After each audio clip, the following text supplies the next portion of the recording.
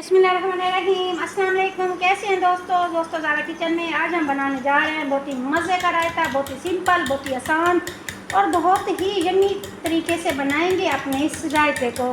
चावल के साथ लें इसे, राइस के साथ लें इसे, या फिर आप लें इसे चाइनीज़ चावल के साथ। बहुत ही ज़बरदस्त रेसिपी है। सबसे पहले हमने 1 किलो लिया दही, इसे हमने अच्छा सा फेंट लेना है। इसके बाद ये है हमारे पास 1 अदद प्याज में हमने डाली है। 1 अदद सब्ज़ मिर्च रफली काटनी है और प्याज को भी हमने रफली सा काट लेना है। इसे शामिल करेंगे अपने इस रायते के अंदर।